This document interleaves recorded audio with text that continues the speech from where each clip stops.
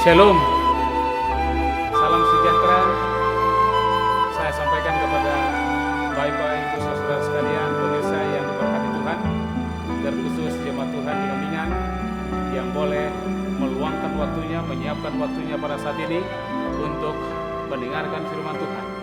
Dan biar kiranya kita siapkan hati dan pikiran kita, sehingga melalui firman Tuhan yang akan kita dengarkan pada saat ini boleh menguatkan kita semua di tengah-tengah apa yang terjadi pada saat ini.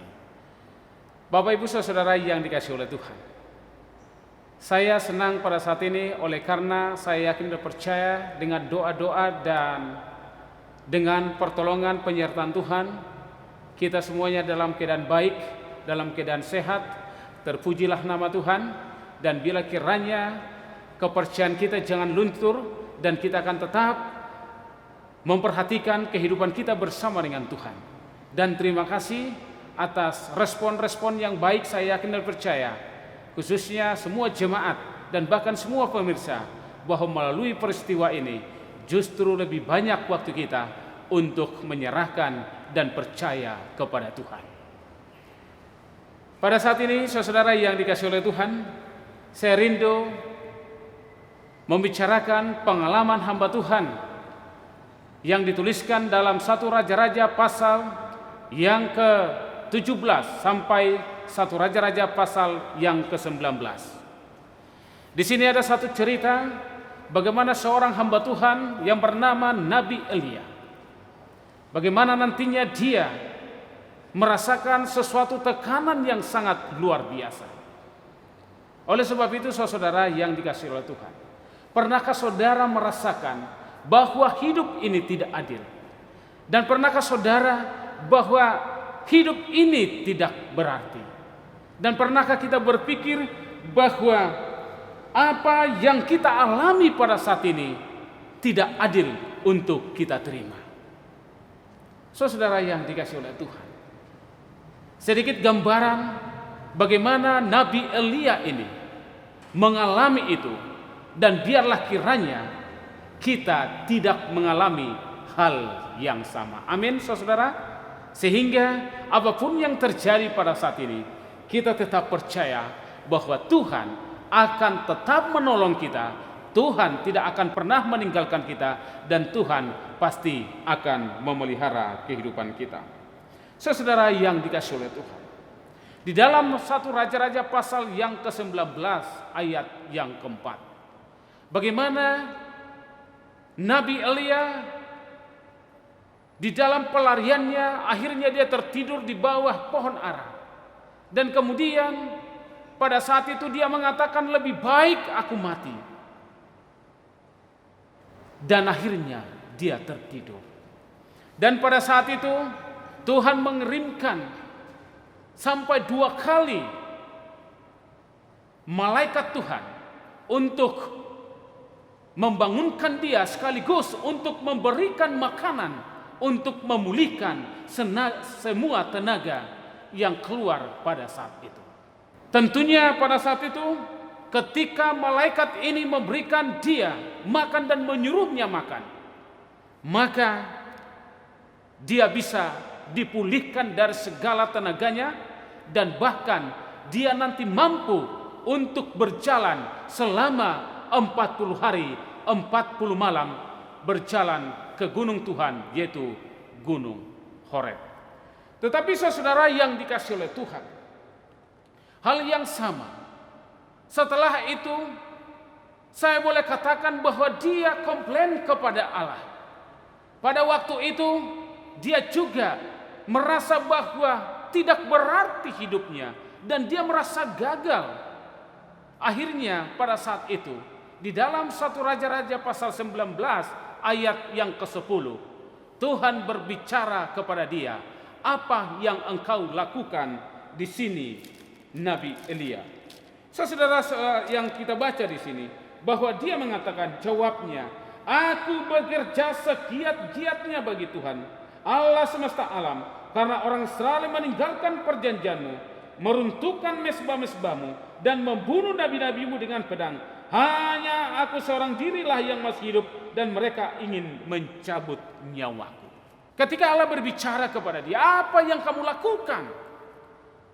Saya boleh katakan bahasa sehari-hari kita, akhirnya Nabi Elia ini komplain kepada Tuhan. Aku sudah melakukan segala apa yang kau perintahkan. Saya sudah melakukan apa yang terbaik. Tetapi kenapa hidupku ini sampai seperti ini? Dan untuk kedua kalinya, ketika Tuhan berbicara kepada dia, maka dia menjawab kembali, aku bekerja segiat-giatnya bagi Tuhan Allah semesta alam, karena orang Israel telah meninggalkan perjanjianmu, meruntuhkan mesbah-mesbahmu, dan membunuh nabi-nabimu dengan pedang. Hanya aku seorang diri sajalah yang masih hidup, dan mereka ingin mencabut nyawaku. Saya yakin ini semuanya di luar dari apa yang diharapkan oleh Nabi Elia. Dan ini mungkin sudah sampai kepada titik nol daripada perjalanan kehidupannya. Ketika dia melakukan perintah Tuhan, tetapi apa yang terjadi? Justru dia mengalami satu masalah yang sangat besar. Saudara yang dikasihi oleh Tuhan, kita lihat sedikit latar belakang kenapa sampai Nabi Elia berbicara sedemikian rupa kepada Allah pada saat itu. Kalau kita kembali ke belakang, di pasal yang ke-17, satu Raja-Raja pasal yang ke-17, bagaimana Allah berbicara kepada dia, dan dia juga berbicara kepada Raja Ahab, raja yang sangat jahat, yang meninggalkan jalan-jalan Tuhan dan menyembah Baal. Raja Ahab ini adalah raja ke-38. Dan pada saat itu dia melakukan yang jahat, bahkan lebih daripada orang-orang yang sebelumnya, atau lebih daripada raja-raja yang sebelum itu. Dia melakukan yang sangat jahat di hadapan Tuhan. Dan kita lihat di dalam pasal yang ke-17 ini, kemudian dia berbicara kepada Ahab, Nabi Elia, demi Tuhan yang hidup Allah Israel yang kulayani, sesungguhnya tidak akan ada embun atau hujan pada tahun-tahun ini, kecuali kalau kukatakan.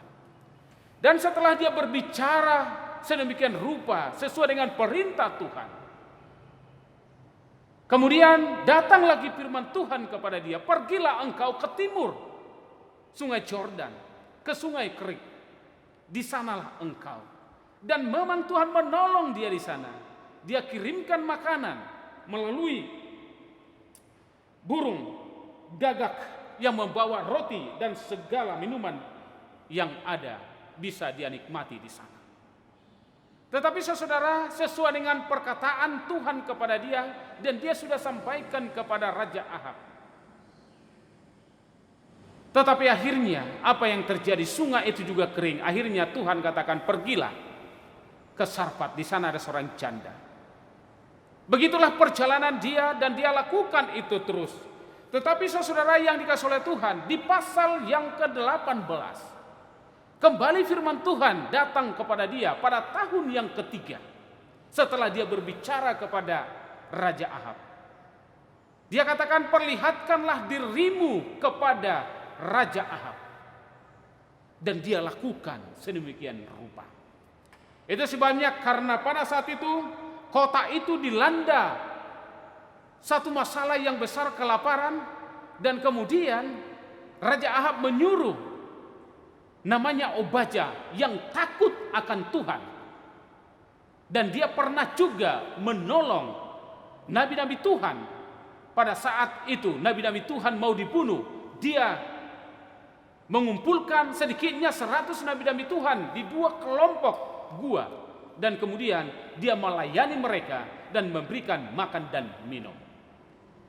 Dan pada saat itu sesuai dengan perintah Raja Ahab kepada Obadya, akhirnya dia pergi untuk mencari apa yang bisa menolong mereka pada saat itu. Dan pada saat di tengah perjalanan, dia bertemu bersama dengan Nabi Elia. Dan dia berkatakan, engkaukah itu Nabi Elia? Dan kemudian Nabi Elia mengatakan, oh ya, dan katakan kepada Raja Ahab, saya ingin bertemu dengan dia. Dan tentunya Obadya pada saat itu dia merasa ketakutan. Dia tahu bahwa ketika itu akan dikatakan, maka dia akan marah dan akan membunuh Obadya ini sendiri. Itu makanya dikatakan di sini, apakah dosa yang telah kuperbuat, maka engkau hendak menyerahkan bambu ini kepada Ahab supaya aku dibunuhnya. Di ayat yang ke-9 pasal yang ke-18. Tetapi Elia menguatkan dia, tidak akan ada sesuatu yang terjadi kepadamu. Dan pendek cerita, dan waktu itu akhirnya raja ditemui oleh Obadya dan kemudian menyampaikan, memberitahukan bahwa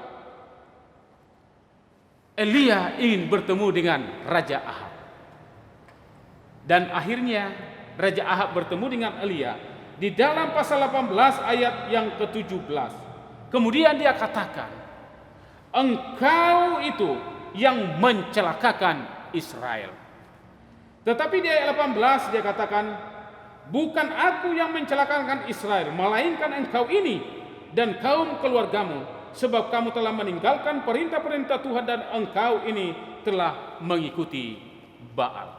Dan pada saat itu untuk membuktikan apa yang dikatakan oleh Nabi Elia, kemudian Nabi Elia menantang Raja Ahab untuk mengumpulkan semua orang-orang Israel. Orang-orang Israel untuk mengumpulkan mereka di Gunung Karmel. Dan dia katakan, panggillah semua nabi-nabi Baal itu. Dan nabi Baal itu ada sekitar 450 orang. Demi membuktikan bahwa bukan dia yang mencelakakan, tetapi justru Ahablah yang mencelakakan bangsa itu, meninggalkan Tuhan dan membelakangi Tuhan dan melanggar perintah-perintah Tuhan. Akhirnya dia katakan, mari kita buat, ambillah 2 ekor lembu, dan 1 untuk Nabi Baal itu dan 1 untuk saya, dan kelolalah itu, olahlah itu menjadi persembahan. Dan panggillah Allahmu, artinya Allah Baal, dan aku akan panggil Allahku, dan lihat apa yang terjadi. Dan ketika mereka mengolah itu, dan mereka menyusun kayu-kayu, tetapi satu syaratnya, dia bilang, jangan ada diberikan api. Saudara yang dikasihi oleh Tuhan, dan benar apa yang terjadi. Kalau saudara lihat nanti di pasal yang ke-18 ini, ketika mereka memanggil Allah Baal mereka, doa-doa mereka tidak dengar. Tetapi pada saat itu Nabi Elia mengatakan kepada Allah yang dia percaya dan kita percayai, maka sesuatu hal yang luar biasa terjadi. Maka korban atau olahan itu dimakan habis, dan kemudian terbukti bahwa nabi-nabi Baal inilah yang mencelakakan bangsa Israel. Dan kemudian di pasal 18 ayat 40, kemudian bangsa Israel itu menangkap dan mereka membawa ini semua nabi-nabi Baal itu, dan mereka menyembelih dan membunuh nabi-nabi tersebut. Di pasal yang ke-19, inilah cikal bakal apa yang terjadi pada saat itu. Bagaimana ketika Raja Ahab menceritakan kepada Isabel bahwa dia atau Nabi Elia membunuh seluruh nabi-nabi Baal ini. Kemudian tentunya Isabel juga marah besar dan kemudian ingin membunuhnya. Dan pada saat itu dia perintahkan, cari, saya akan melakukan apa yang dilakukan oleh Nabi Elia kepada nabi-nabi Baal ini. Tetapi pada saat itu dia lari, dia pergi, dia lari ke Berseba. Bayangkan saudara, Samaria ke Berseba itu, kalau saya perhatikan di sini bahwa itu sangat jauh dan itu sangat melelahkan, bahwa apa yang terjadi pada saat itu tentunya itu sangat menguras tenaga dan segala sesuatu di dalam kehidupan daripada Nabi Elia. Saudara yang dikasihi oleh Tuhan, itulah cikal bakalnya di dalam pasal yang ke-19 ayat 4 itu. Dia ingin mati saja karena dia harus lari untuk menghindari kejaran daripada Isabel ini yang ingin membunuh dia, ingin melenyapkan dia. Dan dia berpikir bahwa apa yang dia lakukan adalah satu hal yang sia-sia. Itu sebabnya tadi saya katakan di awal bahwa dia merasa bahwa dia tidak mendapatkan apa yang terbaik, dan dia merasa bahwa Tuhan tidak adil bagi dirinya, dan dia merasa sedikitnya ada 3 hal bahwa kelihatannya dia sudah gagal. Ia mengharapkan pertobatan seluruh Israel dan bahkan mungkin Isabel, tetapi usaha yang keras itu, harapan-harapan itu tidak terjadi. Dan mungkin yang kedua adalah dia merasa kesepian, dia merasa sendirian di dalam menghadapi segala pergumulan itu. Dan yang ketiga bahwa dia kelelahan jasmani. Bagaimana dia melakukan perjalanan yang sangat jauh, yaitu dari Israel ke Berseba kurang lebih 90 mil atau kurang lebih dari 150 kilometer. Itulah yang dia lakukan dalam perjalanan. Makanya dia sampai tertidur lelah oleh karena dia melakukan satu perjalanan yang sangat jauh. Saudara yang dikasihi oleh Tuhan, tentunya di dalam perjalanan kehidupan daripada Nabi Elia ini bisa juga terjadi dalam perjalanan kehidupan kita. Apalagi kita menghadapi situasi yang kita alami pada saat ini. Tetapi percayalah, Tuhan akan menolong kita. Sebagaimana Tuhan telah menunjukkan di dalam pelariannya, Dia menyuruh malaikatnya untuk memberikan dia makan, memberikan semangat. Dan bahkan akhirnya Tuhan suruh, kembalilah ke jalanmu dan urapilah orang-orang yang akan saya suruh engkau urapi. Oleh sebab itu saudara yang dikasihi oleh Tuhan, di dalam perjalanan kehidupan kita juga bisa mengalami hal yang sama. Tetapi Tuhan pasti akan menolong saudara, menolong kita semua. Mungkin harapan-harapan yang kita sudah buat pada saat ini seakan-akan kita sudah gagal dan tidak sesuai dengan rencana kita. Dan seakan-akan Tuhan tidak berpihak kepada kita. Tetapi saudara yang dikasihi oleh Tuhan, tentunya di dalam situasi yang kita hadapi pada saat ini, banyak kesaksian-kesaksian positif dari hamba-hamba Tuhan, bagaimana justru kita lebih dekat kepada Tuhan. Saya yakin dalam segala perjalanan daripada Nabi Elia, dia tetap percaya kepada Tuhan. Itu sebabnya judul firman Tuhan yang saya sampaikan di sini adalah, tak ku mengerti, tapi tetap percaya. Hal inilah yang akan menolong saudara dan kita semua, para pemirsa dan semua jemaat Tuhan yang diberkati, jemaat Ngemingan. Sekalipun kita tidak mengerti jalan Tuhan, biarlah kita tetap percaya. Amin. Biarlah kita tetap percaya. Dan biarlah kita tetap percaya akan janji Tuhan. Oleh sebab itu saudara yang dikasihi oleh Tuhan, semua pemirsa dan seluruh hamba Tuhan yang menyaksikan mimbar online Jemaat Ngemingan ini, sebagai ayat terakhir bagi kita, saya ambil di dalam Yesaya pasal 46 ayat yang keempat, dikatakan demikian. Sampai masa tuamu aku tetap dia, dan sampai masa putih rambutmu aku menggendong kamu. Aku telah melakukannya dan mau menanggung kamu terus. Aku mau memikul kamu dan menyelamatkan kamu. Inilah yang menjadi bagian kita. Oleh sebab ini, janji inilah biar kita pegang dalam kehidupan kita. Apapun yang terjadi saudara, jangan pernah kita lengah dalam iman kita. Kita akan tetap percaya sepenuhnya kepada Tuhan. Dan demikian, janji ini akan terjadi kepada kita. Tuhan akan menggendong kita, memelihara kita, menjaga kita, dan melakukannya terus sampai Yesus datang kali yang kedua.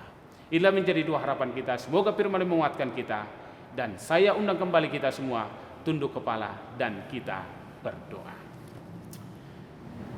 Bapa di sorga, kami bersyukur untuk firman Tuhan yang boleh kami dengarkan pada saat ini.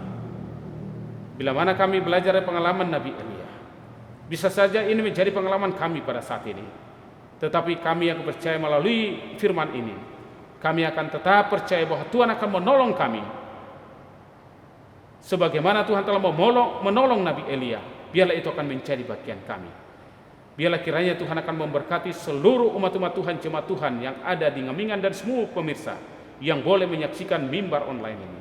Demikian kami semua boleh dikuatkan, dan kami tetap percaya bahwa Tuhan tidak akan pernah meninggalkan kami, dan Tuhan akan tetap memelihara kami sampai akhir kehidupan kami.